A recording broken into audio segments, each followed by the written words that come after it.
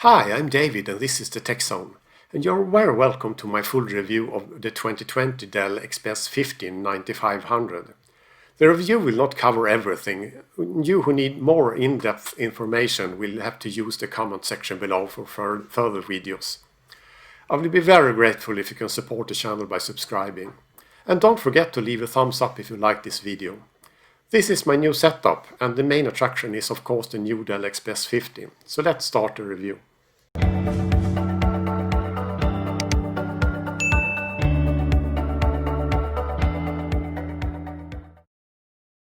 So this is the Dell XPS 15, the 9500 model. You can see the statistics on the screen. But for me, this is the perfect laptop. It has nothing that I could ask more from this device, maybe except for a full USB Type A port. Dell has addressed all the things that I have misliked before. The only thing that I could ask for is a micro SD card slot instead for a full SD card slot, because the SD card sticks out so far. And you can see it's a one-hand open device, and the screen is incredible. It's no bezels. You can see it's 3.5 millimeters side bezels. And the top bezel is 6 millimeter, and we have a Windows Hello IR camera.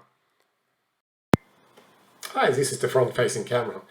Do you think it's okay for video conferencing or Skype calls or anything like that, Teams meeting or whatever?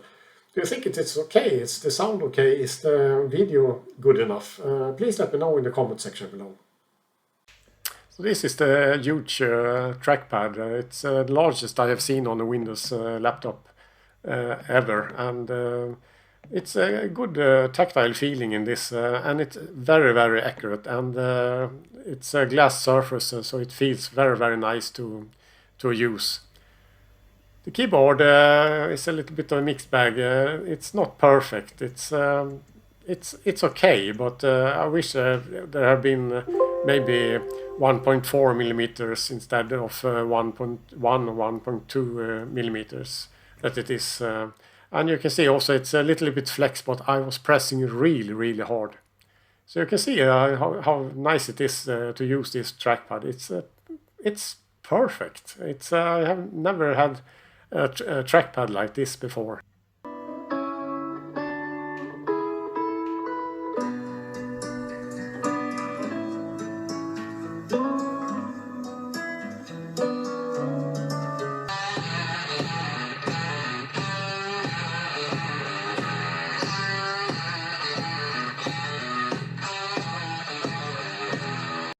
So this is the display in direct sunlight, and you can see it's readable and okay. But if I move it a little bit outside direct sunlight, then you can see it's even more readable. It's perfect even for direct sunlight.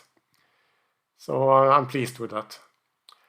Here you can see the inside of the device. We have a dual fan setup, and unfortunately, there is no vapor chamber cooling system on this device. That could have improved the thermals.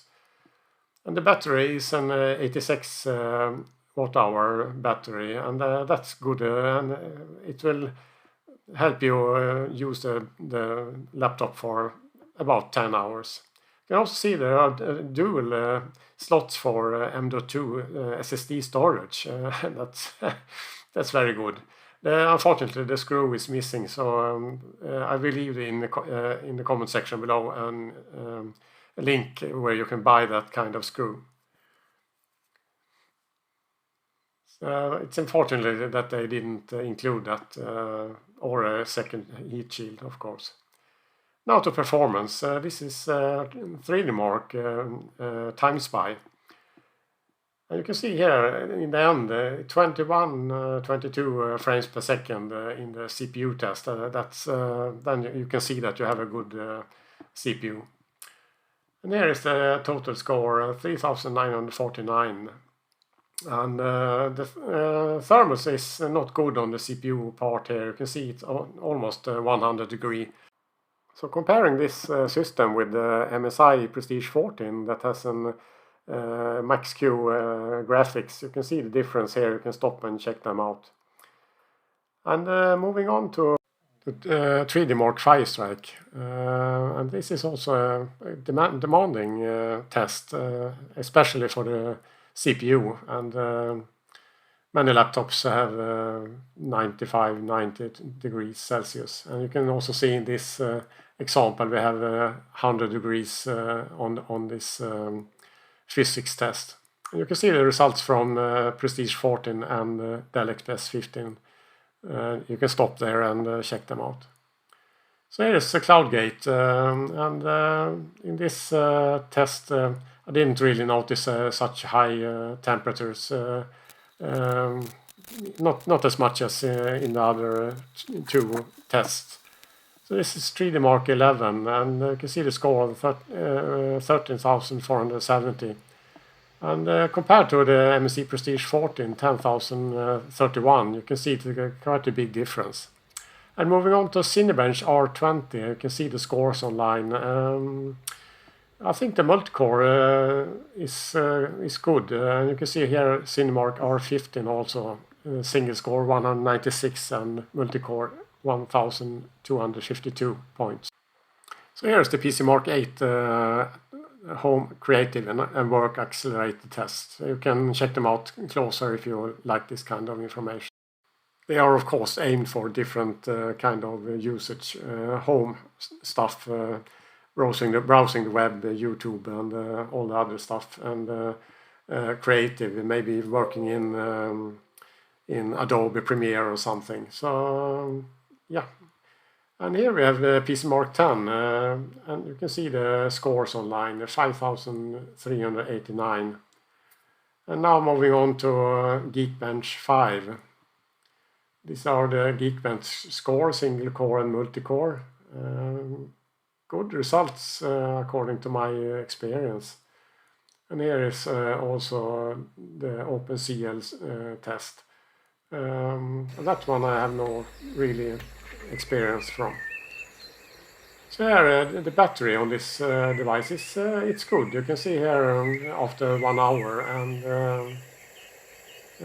almost 1 hour in this case, and it's 8%. And you can see also moving on and checking out. This is 1 hour later. It's 84, so it's still 8%. And this is the day after. I lost 1% during the night. And here's after 4 hours, after 5 hours, and that's when I stopped, because I know that this will end up in around 10 hours of usage. So this is the speed test on the drive test that comes with the Dell XPS 15 from the factory. You can see it's a very good read and write speeds, quite amazing actually. And this is the speed on my Samsung Evo 970. You can see the speeds are almost identical. It's minor difference between the two. So it's a very good drive that's included with the laptop. This is a test to see how fast the device boots and shuts down. I have always been irritated on Dell's slow startup, and it can take minutes sometime. But you can see here the shutdown time when the lights go out on the keyboard. It's just 8 seconds, and that's a world record for Dell, I think. And starting it up is also very, very fast. It's quite impressive, actually. They are coming close to Asus and other laptop manufacturers. So you can see 11 seconds to start the system up. And now for some gaming tests on this device. And you can see set the settings to normal. And I will run the benchmark tool first and check out how that works. You can see the CPU temperatures on the left side of the screen, and also the frame rates. But you can also see it in the graph, of course, but not the temperatures, of course. You can see it's good temperatures. I'm quite amazed. The MSI Prestige 14 had around 95 degrees Celsius on this benchmark test.